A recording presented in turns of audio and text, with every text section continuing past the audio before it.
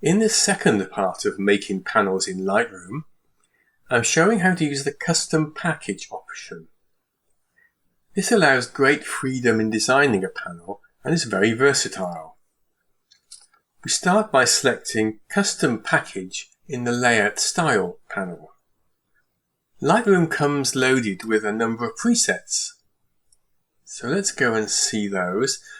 As you can see, the preview section up there shows you what they look like. And I'm going to use Custom for Square to show you how this works. Be aware these are American sizes, so you need to go to Custom Setup and change to A4 if you're in the UK. The panels no longer fit correctly, so we may need to correct those.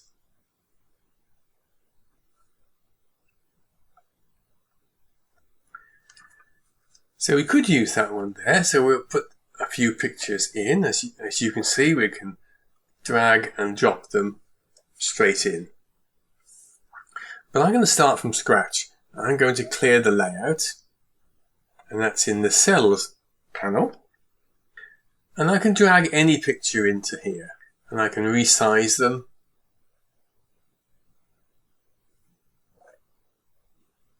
And I can overlap them.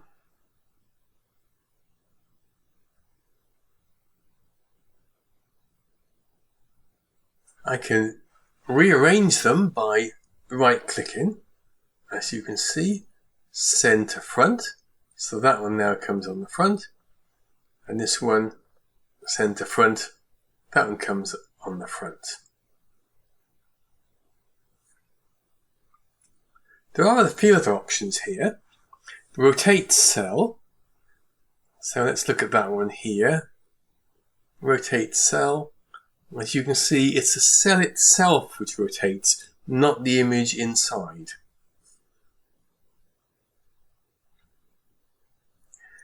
Delete cell, well, that's fairly obvious. You can also delete them simply by pressing the delete key. And the match photo aspect ratio, that's fairly obvious too. It will stay with the original ratio of the picture. So we'll close down the layer style palette. Let's have a look at the image settings panel. First of all, rotate to fit. That one we tend not to use much here. Photo border, this is important. So we can put a photo border on, and that photo border is always the same color as the background. In this case, as we haven't got the background on, the default is white. If we put the background on, then the photo border is black, which you can't see at the moment. In a stroke, this puts a stroke in like that, same as we saw in the last video. So this works alternately in the same way. So if we have a white background, we may well have a black in a stroke, like so. And of course, as before, we can change the color. Click into there, we can have a different color. We can use the photo border and inner stroke to make interesting panels. Let's clear all those. Clear layout. And change the background to black. And then put this inner stroke to white. I'm going to drag an image in.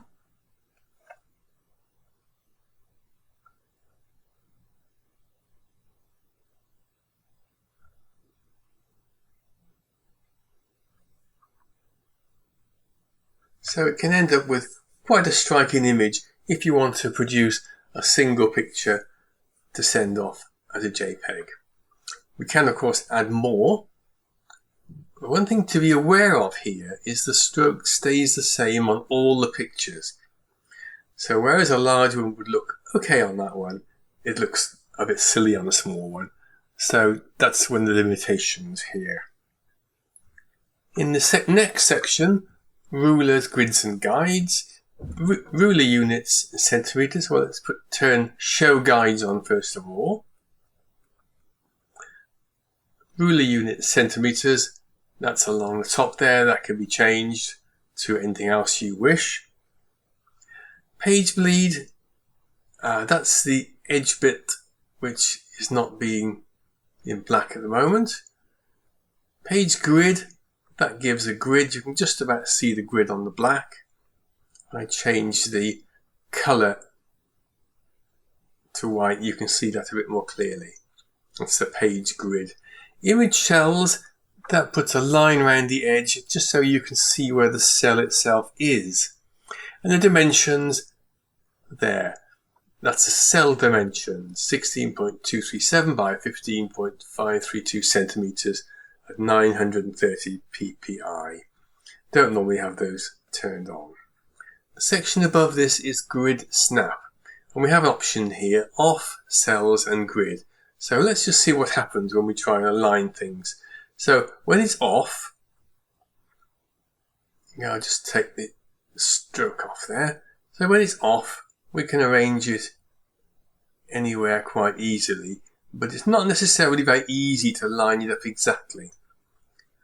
When we turn it to cells, as soon as it gets near the edge, it will line up.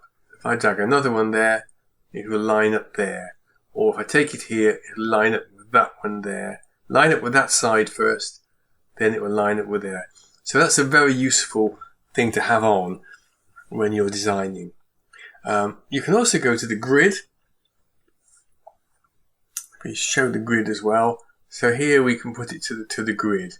Snaps to the right and left edges of the grid. Unfortunately, you can't change this grid, so it's a bit limiting. And then it's particularly annoying when you have an amount like this is 20.45. So if you want to find a center, which you would want to find a center, if you want to center that, then you can't do it. So that's rather unfortunate. Now the cells panel allows you to add preset sizes. I'm going to delete those first.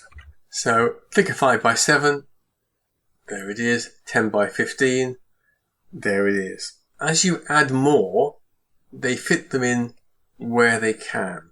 If I put a big one in now, you see there wasn't enough space for that on that page. It's automatically created the next page. Now if you don't want that page, you can just click the X and it will go. So sometimes it's useful to have two pages to put extra ones on. Adjust selected cell. So if we highlight a cell, we can, of course, we've already seen we can adjust it simply by dragging it. But here you can adjust it by specific amounts, either with a slider or by typing it in, 15 by 3. So that's actually very useful in making panels, as you'll see later on. Rotate cell, we've looked at that already, that rotates the cell itself. And lock to photo aspect ratio, again, when it's got a picture in there, it will stay at that ratio. I'll just clear the layout. Now the page panel is very, very similar to the page panel in the first video. So I'm not really going to do a lot on that. Just to mention again, you change the background color here.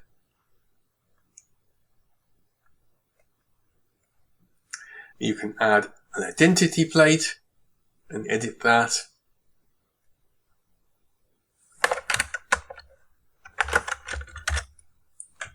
Change the typeface. You do have to highlight that in order to change it, and change the size and the colors. And you can drag it as well. So that's very, very similar to the previous one. The print job panel is identical to the settings shown in the first video, so I won't go over those again. So let's make some panels. This is a good way of getting to show you how they're made. I'm going to make a panel which has 3 vertical ones. So I'm going to clear that again. Take off that, and we'll just take off the the colour there. I'm going to drag one in. Let's use one of those. And I want to put 3 vertical ones. Now I need to unlock that, lock the photo aspect, because I want 3 vertical panels. So that's 1. Now, to duplicate those panels, you hold down the Alt key and drag. Another one goes there, another one goes there. They're actually too big, I can now see. So I'm going to delete that one, resize it to about there. Let's take that down a bit further. Now I can try the Alt again. That's more like it. So if it doesn't work first time, delete it and move it again. This is so you get identical sized panels. And I'm going to have another one along here. So, whoops, forgot to press the Alt. Press the Alt key, bring that down. And this time we're going to rotate it. Only I've done the wrong one there. Make sure I highlight the right one. Rotate the cell. I'm going to put that down here. I'm going to take it to there. Now I need to have the grid snap to the cell. So that makes sure these are all the same size and position.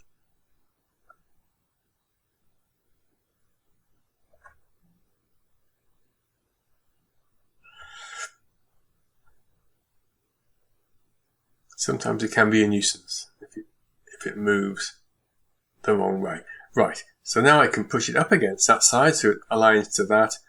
Drag it across there until it aligns to that. Okay, we're getting there. Now I'm going to put an identity plate on, just to give us a title. Edit that. And we're going to call that one Lichens. And that'll be fine. We'll scale it down a little bit, and perhaps we'll have a different colour. As before, we drag from the colour picker into the picture, and we can find the right image. Fine.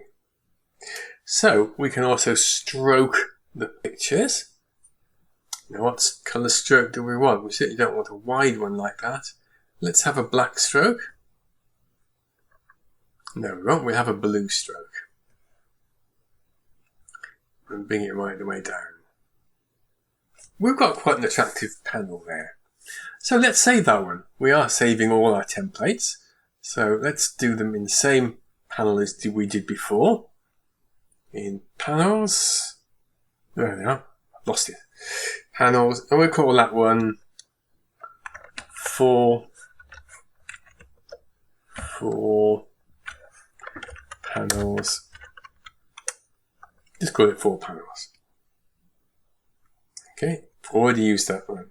4 panels, 2. Let's see what it looks like with a different background colour. Page background. Let's put that on black. Change the inner stroke to white. So that looks quite striking too, doesn't it? Another option we can keep. I'm going to produce the next panel, which is this one here. Right, I'm going to drag one photograph into the panel, and I'm going to make it square.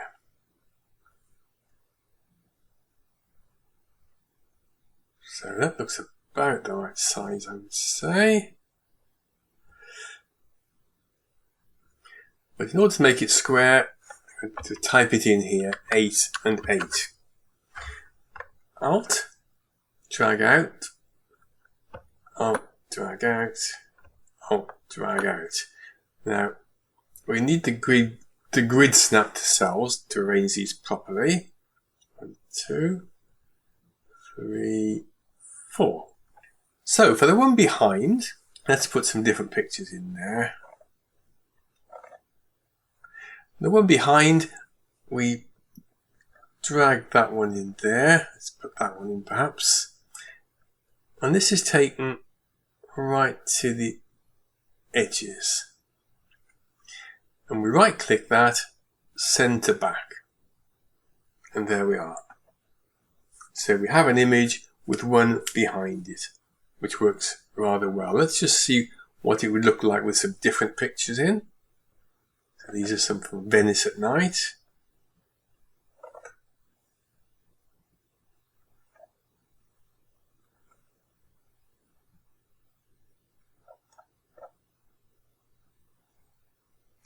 And as always, we can adjust the details, the stroke.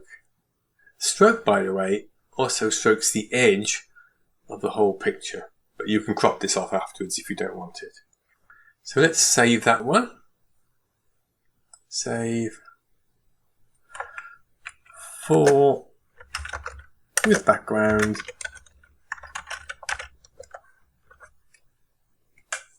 Saved. In this next panel, we'll put one on top. First of all, we need to go to the print job, and it's still set up for printer, so we need to change that to JPEG. We can then put in custom file dimensions.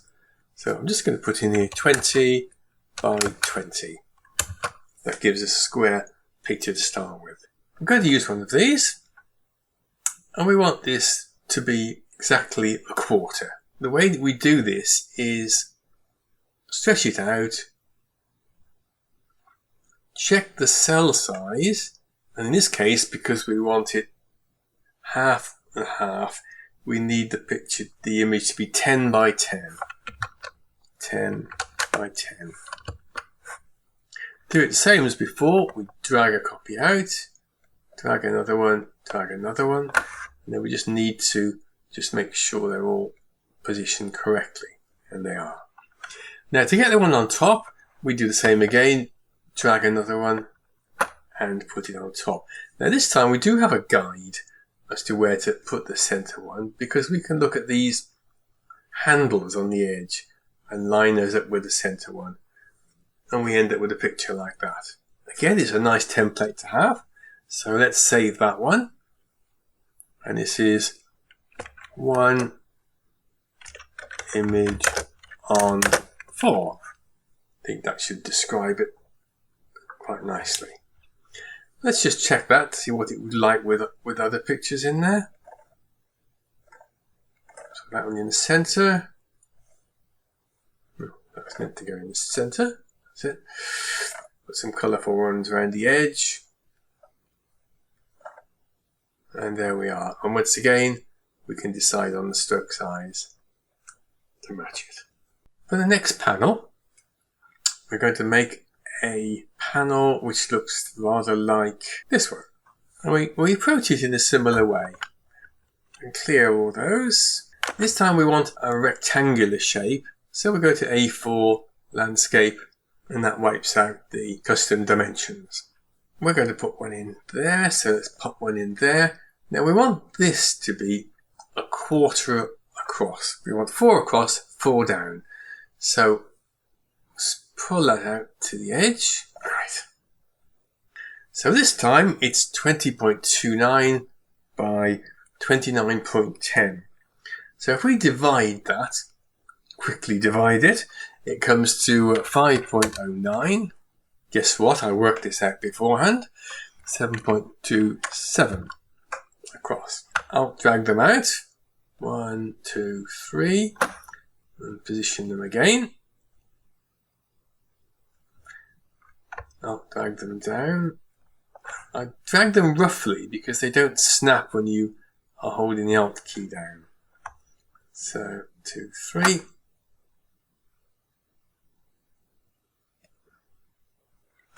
And another 2 across there. That was not quite right. I think that looks about right. The division of 4 into that didn't go exactly. So if you want to get it absolutely level, you may have to just push them slightly to the right. Last one we want in the center there, so we'll put that one in, drag that one out, and we have our panel. Let's take the inner stroke off, and we can see that it all fits together quite nicely.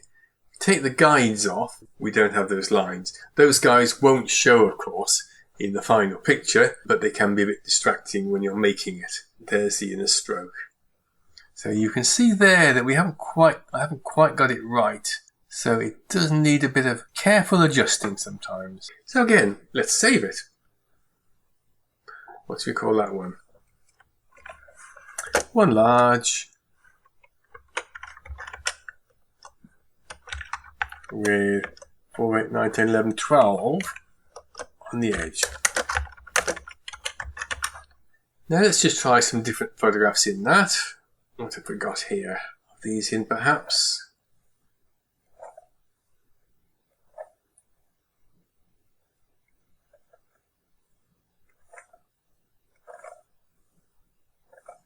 There's a lot of duplicates here, but never mind. It's just to show you what they look like. There we are. Maybe we might have the inner stroke. If we have it at all, maybe we'll have it a different colour. Just a light grey perhaps. Nope, didn't work. Now the final one we're going to make today is a more complex one, and it's this one. Or at least one similar to this, because each time I make it slightly differently. To give you a view of what it would look like with other pictures in, and that's actually the one we're going to make. We'll use the same page setup as last time, so we don't need to change that. Let's start dragging some in. So we'll have a big one on this side.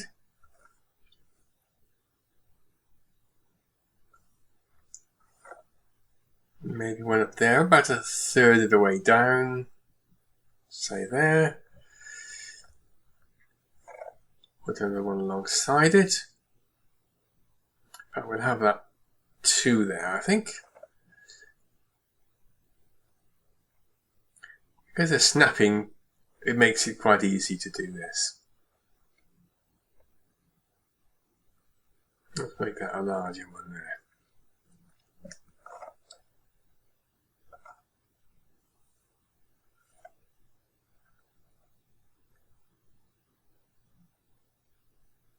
Obviously you can do this exactly how you wish.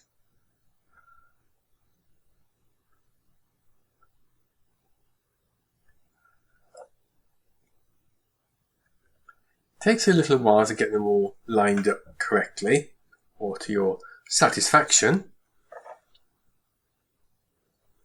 But once you've done it, you have a very useful template.